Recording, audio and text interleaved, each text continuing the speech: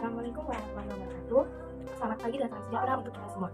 Kami dari kelompok 3, saya Ananda Siti Agustin. Saya Francisca Efrata. Saya Ogi Karpan. Kami akan mempresentasikan dan menjabarkan materi tentang sejarah dan kebijakan pekerjaan sosial. Di sini saya akan menjelaskan tentang kata kebijakan sosial. Kata kebijakan sosial adalah suatu keputusan pemerintah yang dibuat untuk menanggapi permasalahan yang bersifat publik, yaitu mengatasi permasalahan sosial atau memenuhi kebutuhan masyarakat umum. Sedangkan pekerjaan sosial adalah seorang atau sekelompok orang yang memiliki nilai pengetahuan, kemampuan, serta keterampilan yang didapatkan seseorang itu melalui jenjang pendidikan atau pengalaman dalam bidang kesejahteraan sosial dan dibuktikan dengan adanya sertifikat yang kompeten. Pekerjaan sosial ini sangatlah luas, seperti contohnya ada perawat, psikologi, dokter, tim SAR, guru, pengacara, dan segala pekerjaan yang menghasilkan jasa dan bermanfaat untuk semua masyarakat. Poin pertama dalam pembahasan yaitu kolerasi politik atau sistem politik terhadap kemunculan dasar etimologi pekerjaan sosial. Berdasarkan karya Johnson 1986, MC Kendrick 1990, Van Rensburg, Petrius dan Fori 1992, dan Z. Stroh 1989. Munculnya Charity Organizing Society atau COS di Inggris pada tahun 1860 dianggap dalam sebagian besar literatur sebagai asal mula pekerjaan sosial. Dalam sejarah pekerjaan sosial adalah teori Freud yang mempunyai pengaruh terhadap pekerjaan sosial khususnya sejak tahun 1930 dan seterusnya. Hal ini mengakibatkan pergeseran fokus dari masalah ekonomi ke masalah psikologis. Di Amerika Serikat, gerakan ini juga didorong oleh iklim politik dan sosial yang mendukung pertumbuhan individualisme yang kuat. Menarik untuk dicermati bahwa sebagian besar tren di Amerika mempengaruhi pekerjaan sosial di Afrika Selatan, mungkin karena penggunaan buku teks Amerika di Afrika Selatan. Periode 1945 sampai 1960 misalnya ditandai dengan berkembangnya metode kerja kelompok, kerja masyarakat, dan penelitian. Sedangkan periode tahun 1961 sampai dengan awal tahun 1980 ditandai dengan penurunan psikoanalisis dan meningkatnya pengakuan terhadap teori sistem sosial. Sekian, terima kasih.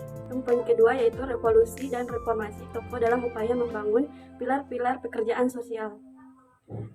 Marie Richmond adalah salah satu wanita paling berpengaruh dalam pekerjaan sosial.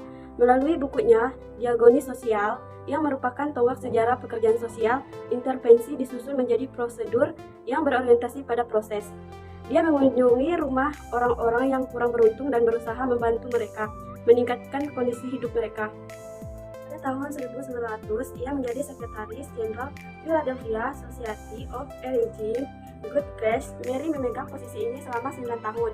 Selama waktu itu dia bekerja untuk mengubah undang-undang tentang pekerja anak, wajib belajar, dan desersi serta non-hubungan pasangan. Jane Addams, beliau adalah pemimpin di bidang program keadilan sosial dan memberikan kontribusi besar terhadap kemajuan keadilan sosial dan demokrasi.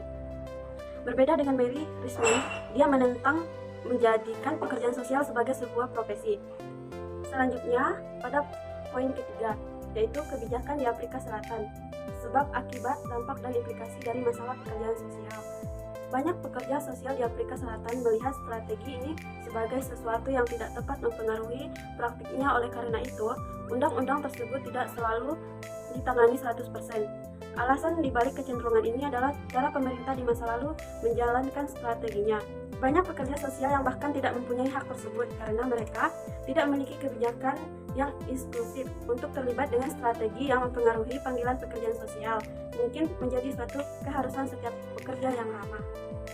Nah, implikasi akhir dari sejarah pekerjaan sosial terhadap kebijakan yang dimaksud di sini adalah yang pertama adalah berbagai model kesejahteraan yang ditentukan melalui arahan kebijakan sosial ketiga, yang dimana adalah RDP adalah kerangka kebijakan untuk transformasi sosio-ekonomi yang terinspirasi. Oleh karena itu tujuannya adalah untuk mengubah seluruh kebijakan kesejahteraan dan program pemberian layanan kerja. Alasan yang dilakukan RDP sudah jelas jika mengingat sejarah pekerjaan sosial di Afrika Selatan. RDP dilatar belakangi oleh kemiskinan dan degradasi yang disebabkan oleh kolonialisme dan apartheid, diskriminasi terhadap perempuan penduduk desa dan para pemuda, serta pemisahan dalam pendidikan kesehatan dan kesejahteraan. Nah, kebijakan kesejahteraan menempatkan tanggung jawab utama kesejahteraan pada individu-individu dan keluarga. Hal ini didasarkan pada prinsip bahwa masyarakat tidak boleh menjadi tergantung bahwa mereka harus lulus dalam uji kemampuan agar memenuhi syarat untuk mendapatkan tunjangan kesejahteraan tertentu. Kebijakan kesejahteraan institusional merupakan ciri khas yang merupakan ciri khas dari negara dunia pertama seperti Inggris.